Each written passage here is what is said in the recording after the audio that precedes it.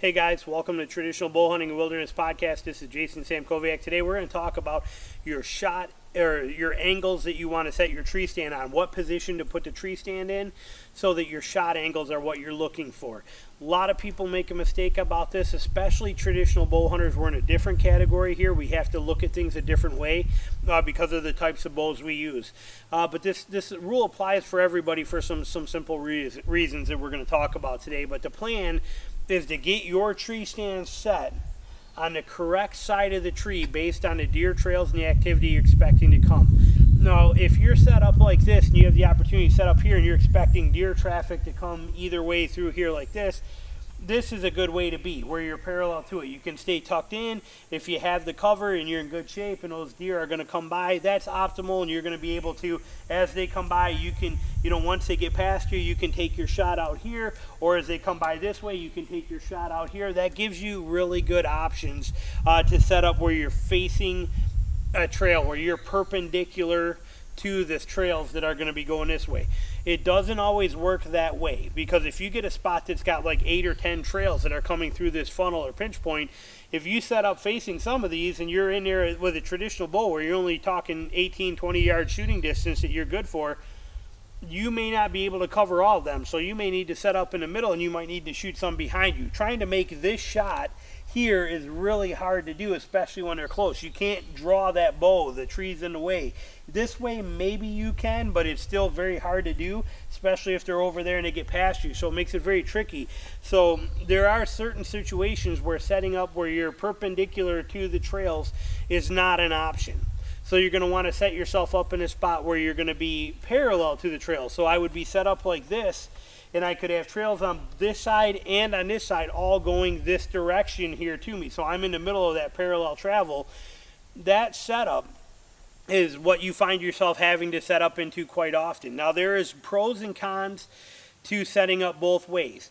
If you set up where you expect the majority of the traffic to come to you from those deer, where they're going to be walking to you, which is how most people do because they want to see it.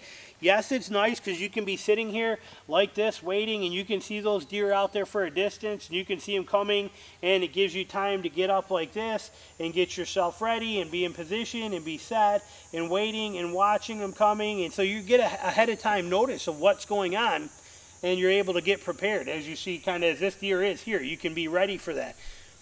But there are some downsides to facing towards the way the animals are going to come.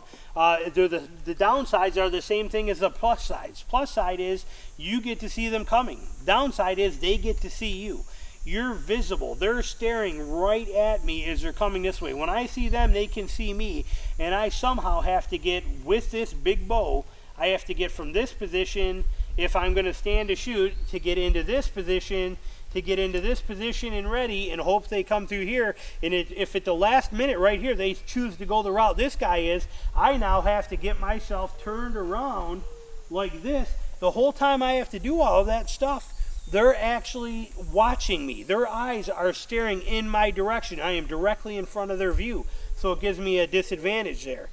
So that's kind of a downside to it. The other downside is we want broadside or quartering away shots. We as traditional bow hunters do not have the luxury of drawing our bow, coming to full draw and hanging out here and working and taking our time and doing all this stuff and everything that compound guys have. Our shots are much more, they're coming, they're there, they're coming, and they shoot. It's a real quick, right there, like that, bring it in and line it up, and boom, done. In order for us to do that, we need to make that draw movement happen when they can't see us. How do you do that? When they're coming to you, it's very complicated. Basically, you are looking for a broadside shot to a quartering away shot. If this was a live deer and I was here, I cannot shoot him right there. There's no possible way I can. His eyes are there. He's going to see me. Obviously, I would be higher in a tree, but he's going to bust me, and that's still a quartering to shot. I can't make that shot right there because of the angle and because he's there. I need to wait till he gets further past me. Once he gets further by me, oh, look at you, Riley. Here's my dog hanging out with us. I don't know if you can see her down there, but once you get, they need to be broadside to you or quartering away.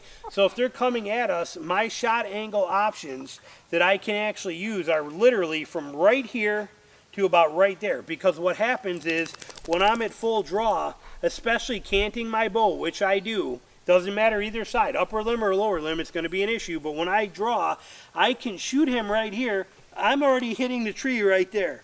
Even if I bring that up, I'm going to hit my stand right there. I only have this little zone that I can actually make that shot without actually bumping my limb into something. Doesn't matter, like I said, even if you hold it vertical, I only have a little ways. You're going to find that you're going to get, tangled up in things. So is it doable? Yes, it is. Can I make that shot? Yes, I will. I'll lean way out like this, and I'll take that shot that way, and I'll do whatever I have to make it actually happen.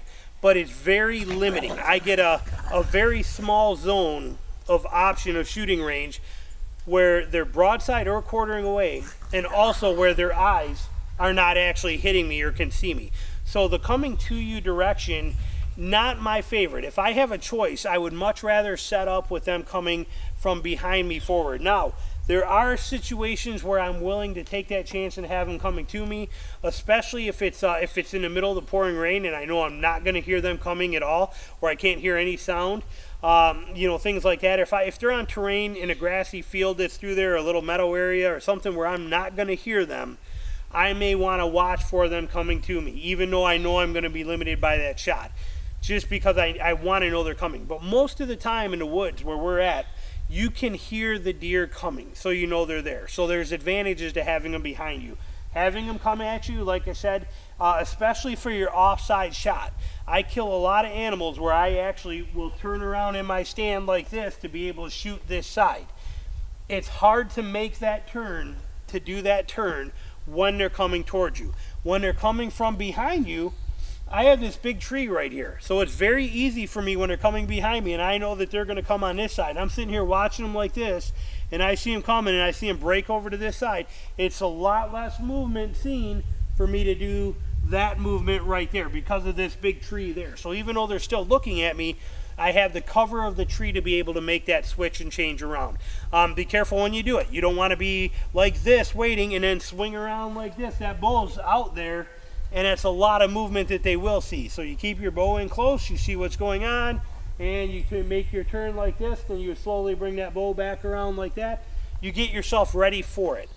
But with them coming behind you, you have the cover of that tree to be able to shoot both sides a lot better.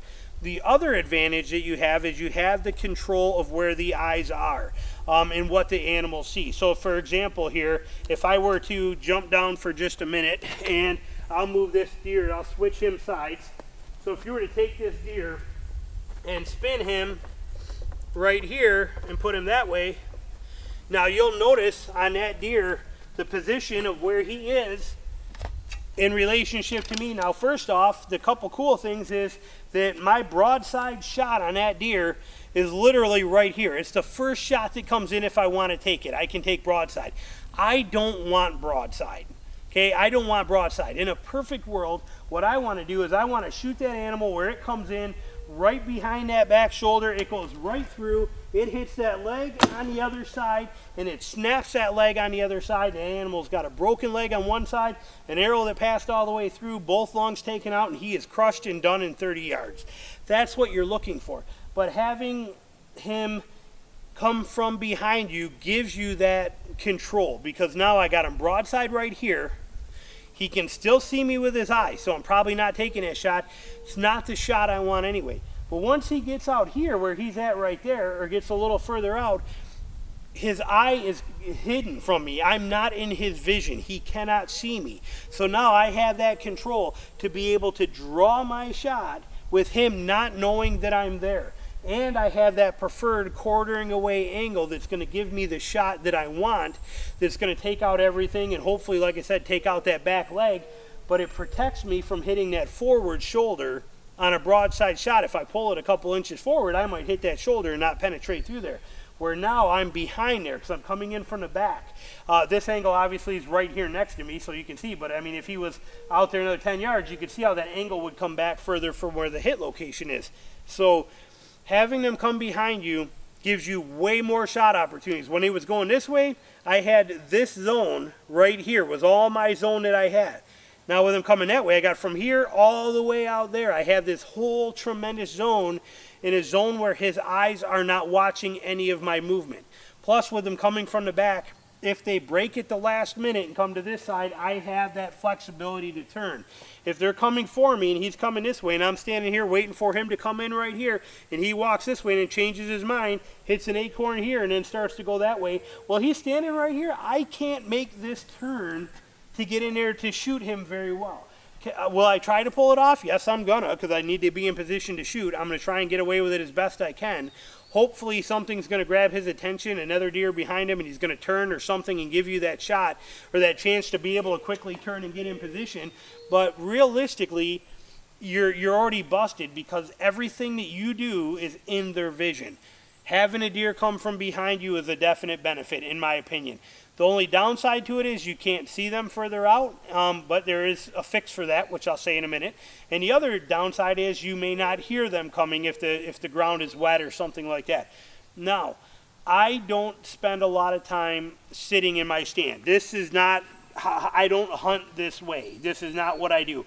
I sit for maybe 15 minutes at a time here and there just to give my legs a break and that kind of thing and sit like that. But most of the time, when I'm in a tree, even on an all-day sit, I spend most of my time like this, or I spend it sitting on the edge of this thing, leaning like this. But I'm always standing when I'm in here.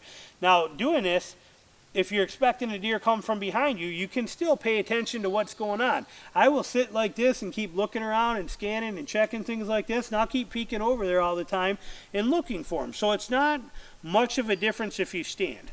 If you're a guy who's going to be on the seat all the time while you're in stand, then I can understand it gets a little trickier because you got to constantly keep looking over your shoulder to see if something's coming or be listening for it. There's pros and cons to both, but in my opinion, having a deer come from behind you is way better than having him come at you, just because of the fact that I can get myself into position with the cover of this tree and I gain all the shootability. Now again, compound guys, they got a little easier. Their bow is shot completely vertical. They can come to full draw whenever that deer could be out there at 50 yards and he could be, and then something turns his head for a minute and that guy can come in here and come to full draw and be sitting here ready and waiting and just hold there the whole entire time with very little movement. We don't have that luxury. Our bows don't give us that. We need to be able to draw and shoot very quickly, and we need them to be where they're not going to see us. We have a bigger bow, we have a lot going on, and we have a draw stroke in there that's going to be noticeable and happen pretty quick. We need to not have their eyes see us. Having the deer come from behind you, in my opinion, is the best way to set up your tree or set up your stand on your tree. Again, perpendicular better. If I'm in a spot where I only got 3 trails and I can shoot all 3 of them inside of 20 yards, you can bet I'm going to set up this way and let all that deer travel go this way where I can shoot both ways, cakewalk, easy all day long. In some of those pinch points and funnels, you don't have that luxury as a traditional guy to cover all that area. So I would much rather than jump in the middle of that and have access where I got the wind blowing this way and I may have 1 trail on the downwind side and 3 or 4 on the upwind side that are shootable, and I'll be in this position waiting for that deer traffic to come this way, which is what I'm expecting from bedding to feeding or vice versa or whatever it is, or a travel corridor. They very well might come the other way, and that's true, but I'm anticipating the movement to come from behind me is my preferred set. I can stand right here motionless. He doesn't know it. He walks by, dot, dot, dot, dot, dot, dot. He gets right there. I start leaning in. As soon as I can't see that eye and I get that angle, bull comes back, thump, he's dead. Just like that. That's what I'm looking for. So hopefully this helps you and you gain some stuff out of it. If you're looking for stands and things like that, I just did 2 great reviews on the differences between the Lone Wolf Assault and the Lone Wolf Alpha, which I'm standing on the Alpha. And I also did an incredible review on the Alpha, on the Assault model that's in that video too, that will show you how these things work and why they're great stands. So definitely check those out as well too. Thanks for watching. We'll be back with more stuff soon. Talk to you later. Bye.